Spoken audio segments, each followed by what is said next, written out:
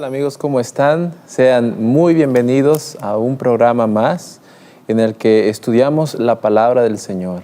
En esta ocasión vamos a estudiar nuestro tema número 4, la Biblia, fuente autoritativa de nuestra teología.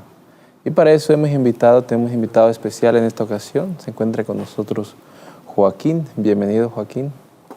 Muchas gracias, hermano Miguel, muy amable por la invitación y también una especial bienvenida y saludos a todos aquellos que nos observan en casa y están con nosotros estudiando hoy la palabra de Dios. Amén. Seguramente que este estudio va a ser de gran bendición para muchos. Bueno, ¿qué te parece si antes de estudiar, abrir, analizar esto, nos diriges en oración con nuestros televidentes? Claro que sí, hermano Miguel, con mucho gusto. Oremos. Bendito Padre, bendito, misericordioso, que moras en las alturas de los cielos. Señor, gracias te damos porque hoy podemos estudiar tu palabra, porque podemos aprender aún de ella y pedimos, Señor, que tu Santo Espíritu nos guíe hoy durante este estudio, que podamos comprender claramente tus verdades, Señor, que queden en nuestras mentes y corazones y podamos ponerlas en práctica, Señor. Nos ponemos en tus manos porque te lo pedimos, en el nombre de Cristo Jesús. Amén. Amén.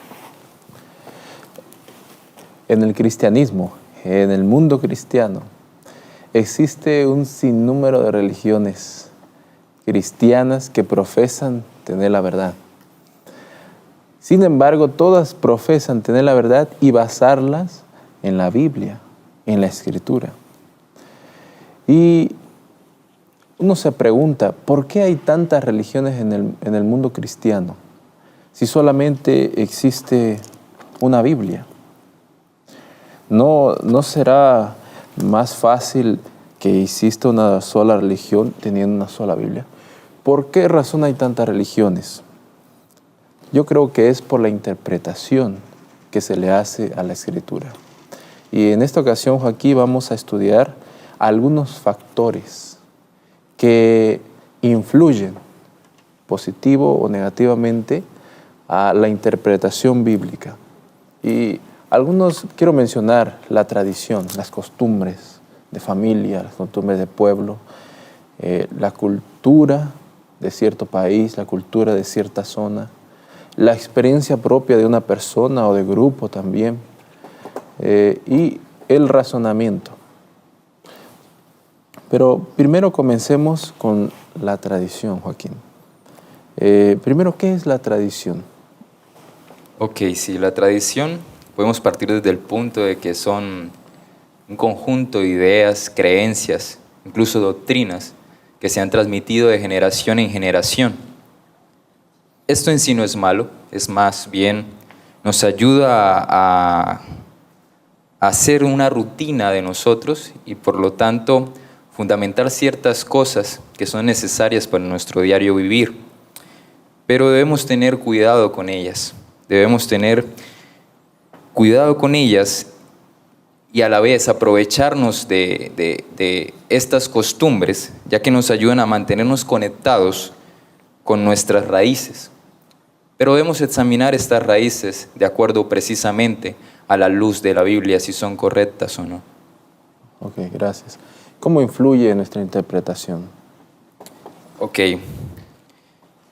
¿Cómo influye en nuestra interpretación? Tenemos claro que partiendo desde el punto de que quien inspira la Escritura para poder entenderla y comprenderla es el Espíritu Santo.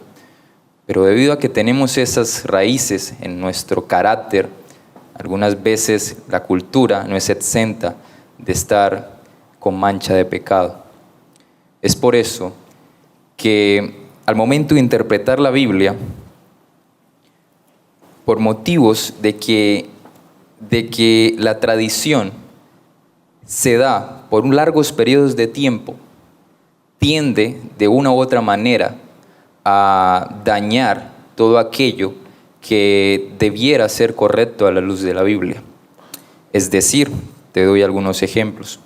Existe el mundo cristiano actual, incluso específicamente hablando, solo como ejemplo, del sistema católico romano, incluso algunas iglesias ortodoxas en el mundo, que tienen dentro de sus raíces, que tienen como tradición adoración de imágenes, incluso algunos prefieren llamarlo veneración de imágenes, pero partiendo desde el punto de esta veneración o de esta adoración, debiéramos primero partir de si la Biblia soporta este tipo de creencias o no, o este tipo de tradiciones que trascienden a través de los años y que nos gustan y que se arraigan en nuestra vida, porque mi abuelo lo hizo, porque mi padre lo hacía, yo también debo de hacerlo.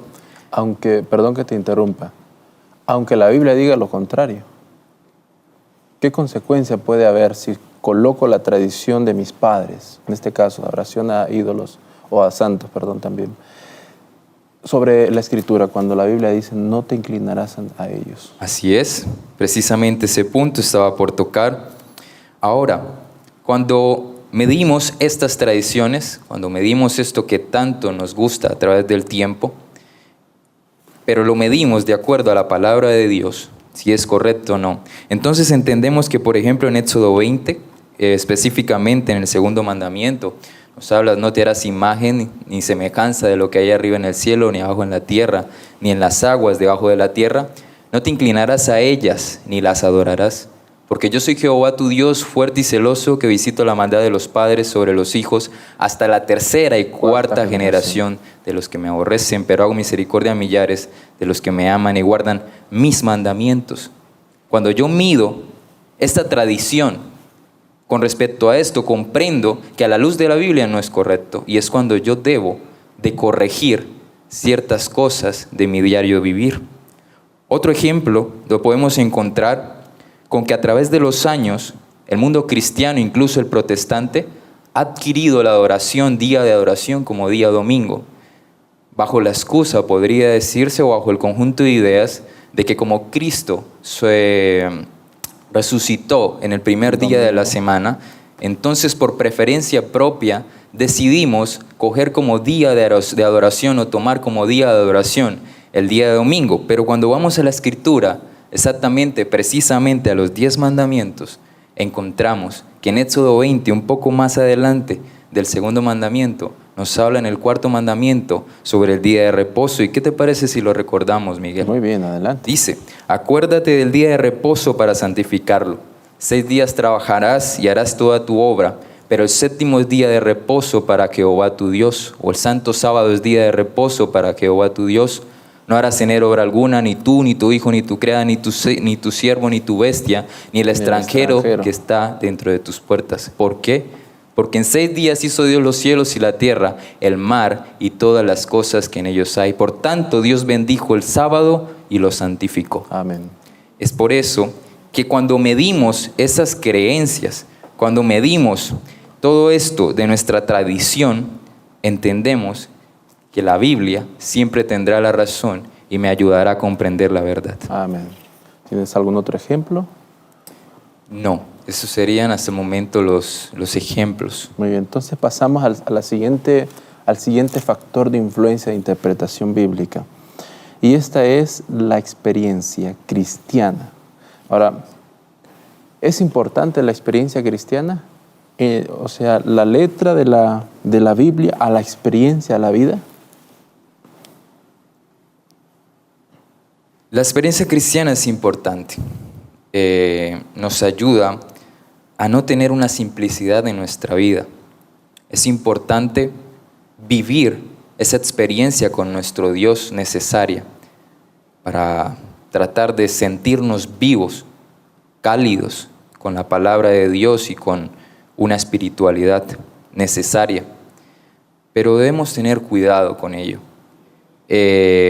Cuando no manejamos la experiencia de la manera más correcta, volvemos al punto, y no la medimos con la palabra de Dios, si es correcta o no, puede llevarme a un sentimentalismo y a una emoción que cuando la analizo está lejos de la palabra de Dios. ¿Puedes mencionar algunos ejemplos? Claro que sí, hermano Miguel. No sé si a ti te ha pasado, no sé, cuando estás en las redes sociales, se ha tornado de que las redes sociales se han vuelto esa manera de yo expresar todo lo que yo siento, mis emociones, lo que yo creo. Y muchas veces me he topado con muchos amigos que han perdido seres queridos, que han muerto, están descansando en este momento, según la palabra nos muestra. Pero pues ve uno comentarios algunas veces en los que dice, por ejemplo, ahora estás en la gloria de Dios, ahora me cuida desde arriba, ahora está con Dios. A mí me entristece porque a pesar de que ellos lo hacen de una manera segura, sencilla, de acuerdo a la luz que han recibido, y tú ya has leído la palabra de Dios, comprendes que cuando una persona muere, descansa, duerme hasta la resurrección por parte de nuestro Señor Jesucristo y por consiguiente el juicio. Como nos dice Eclesiastés 9, dice, versículo 5, capítulo 9, versículo 5, dice, porque los que viven saben que han de morir, pero los muertos nada saben ni tienen más paga, porque su memoria es puesta en el olvido. Versículo 6, también su amor y su odio y su envidia fallecieron ya, y nunca más tendrán parte en todo lo que se hace debajo del sol. Por más que nosotros queramos que esa persona que está descansando, que duerme, esté pasando una mejor vida, por más de que tú lo quieras, de que experimentes esa sensación, de que tú creas que puedes sentir aún el alma de ese ser, no es correcto a la luz de la Biblia. Y Primera de Tesalonicenses capítulo 4 versículo 16 también nos recuerdan acerca de ello. Dice, porque el Señor mismo, con voz de mando, con voz de arcángel y con trompeta de Dios, descenderá del cielo, y los muertos en Cristo resucitarán primero. Por más de que deseemos, nuevamente reitero, debo medir todo con la palabra de Dios. Incluso, Joaquín, esto puede ir un poco más allá. Hay personas que creen que han podido entablar una conversación con su difunto. Es aún mucho más peligroso también. Es correcto. El Espíritu Santo nos quiere guiar a través de la palabra para hacer cambios en nosotros. Cuando eso que estás sintiendo, cuando eso que estás experimentando, como que lo que me acabas de indicar, no está de acuerdo a la palabra de Dios, de acuerdo como acabamos de leer, debemos de tener cuidado porque sabemos que el Espíritu Santo no contradice la palabra de Dios, antes más nos lleva a ella para hacer cambios en nuestra vida que ha sido corrompida por el pecado. Pero por motivos de egoísmo, por motivos de que algunas veces vano sentimentalismo o emoción, no la aceptamos algunas veces o incluso no queremos escuchar la verdadera experiencia que Dios quiere que vivamos. Es una experiencia que se fundamente en la palabra de Dios. Esa es la experiencia de un cristiano, de que cuando tú vas a la Biblia y te comparas con Cristo Jesús, que es con el único que debiéramos comparar, entenderíamos los cambios genuinos que debemos de realizar y por ende tendremos una experiencia genuina con Él, yendo a sus pies para que Él haga los respectivos cambios a través de su Santo Espíritu. Amén. Pasemos al siguiente factor, Joaquín, la cultura. ¿Cómo entiendes la cultura y cómo ésta puede, con su poder de influencia, darle un sentido negativo a veces a la Escritura? Así es. Bueno, de cultura sabemos mucho. Tú eres de México, yo soy de Colombia. Hay culturas bastante fuertes en nuestros países y he analizado que incluso en México hay una diversidad cultura fuerte. Cultural. Así es. Pero vayamos a lo que le pasó al antiguo Israel. ¿Qué sucedió con el antiguo Israel? Debido por motivo a otras poblaciones, a otros reinos que tenían en medio de su cultura prácticas paganas, Israel al mezclarse con este tipo de cultura las adquirió y se corrompió y por ende seguir otros dioses alejándose de la palabra de Dios. Entonces, en sí la cultura no es mala. Aunque ninguno nos salvamos de ella, aunque todos tenemos contacto con la cultura de nuestras naciones, países, poblaciones, Dios quiere hacer un cambio porque la palabra de Dios trasciende las culturas. Incluso la cultura afecta la interpretación de la Biblia en cierto motivo. No sé, un ejemplo, nuestra manera quizás de vestir, nuestra manera quizás de adorar, nuestra manera quizás de hablar sobre incluso matrimonios. He tenido la oportunidad de estar en Medio Oriente y cómo se manejan allí los matrimonios, las relaciones entre esposo y esposa son totalmente diferentes a las culturas de mi país. Y quizás, como cuando vamos al Antiguo Testamento, yo pude comprender un poco más de cómo era la cultura del matrimonio en el Antiguo Testamento cuando vi eso.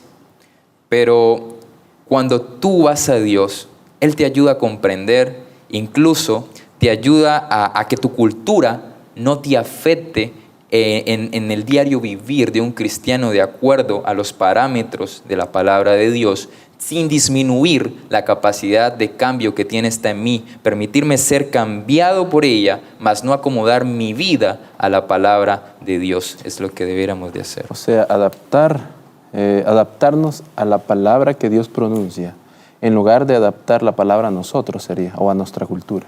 Así es, adaptar la palabra de Dios a nuestra cultura para hacer cambios. Es lo que debiéramos de realizar. Adaptarla, no hacer cambios en la palabra de Dios de acuerdo a mi cultura. Adaptar la palabra de Dios a mi cultura, y si ella me muestra que debo de hacer cambios, realizarlos de una manera rotunda. Amén. Quiero que me acompañes, Joaquín, a San Juan, el capítulo 17. Aquí vemos algo muy, muy interesante que Jesús pronuncia en su oración. Y quisiera leerlo. Versículo 15 nos dice, es una oración bastante larga, pero enfoquémonos desde el 14. Yo les he hablado tu palabra. Esta es la palabra de Dios. Y el mundo los aborreció. La cultura los aborreció. Porque no son del mundo y la cultura del mundo, como tampoco yo soy del mundo. No ruego que los quites del mundo o de la cultura,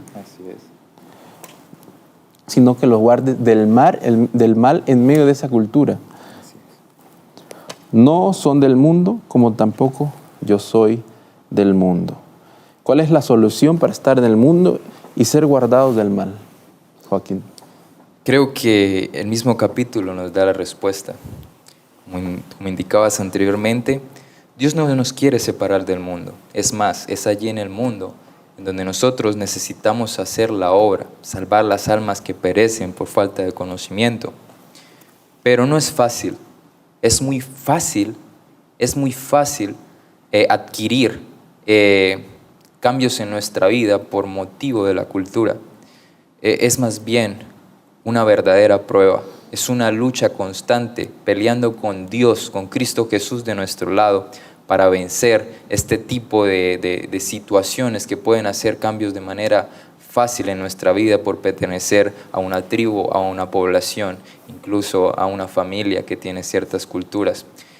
Solo Dios puede darte la fuerza, la capacidad. Y como dice el versículo 17, santifícalos en tu verdad. Tu palabra es ¿qué?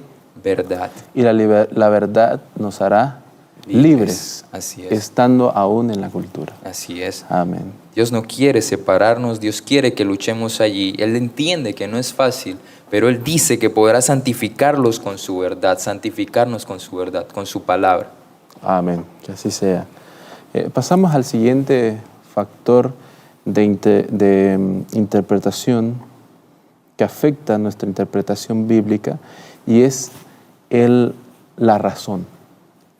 ¿Cuál es el peligro de razonar con se puede decir, con nuestra mente, con nuestro yo, la palabra de Dios y adaptarla a como me place?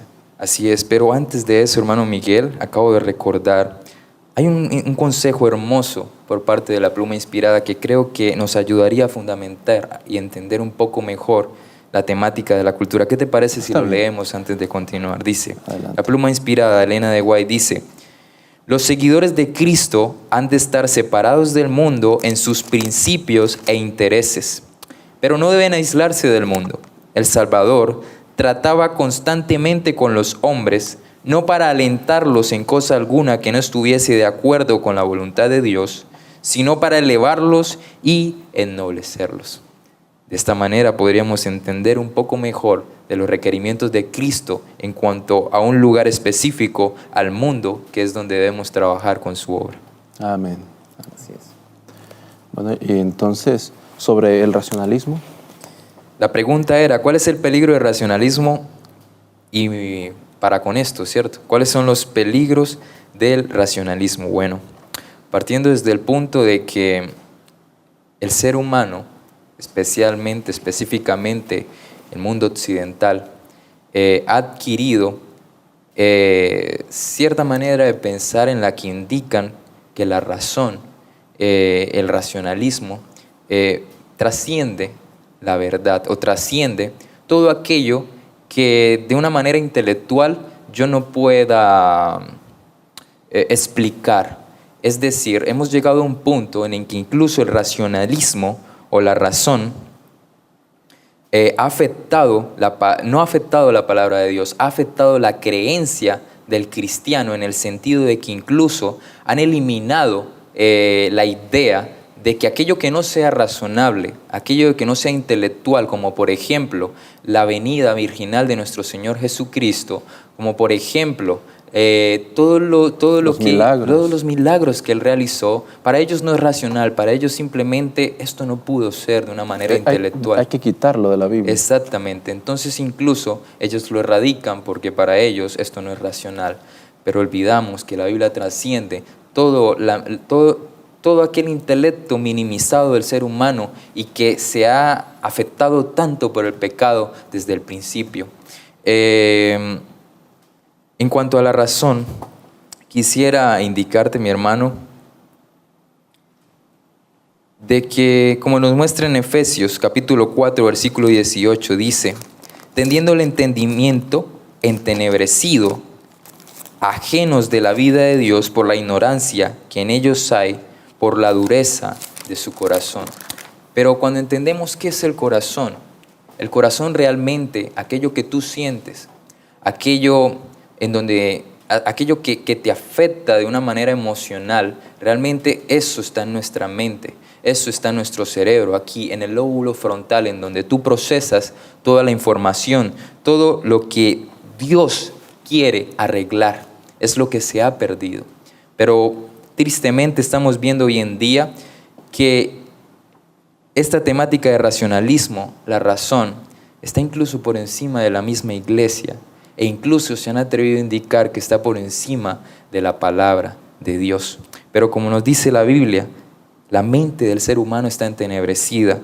El egoísmo, la ignorancia, la dureza de nuestro corazón. Dios quiere poner su sello, su marca en nuestras mentes, en nuestros corazones. Él quiere poner allí su palabra para hacer cambios con ella, como hablábamos hace un rato. Hacer cambios con ella en nuestra vida, mas no hacer cambios de la Biblia por nuestra razón o por nuestro intelecto. ¿Y cuánta cantidad de libros en el mundo, de lógica, etcétera, se estudian incluso más que la palabra de Dios en las familias? Así es.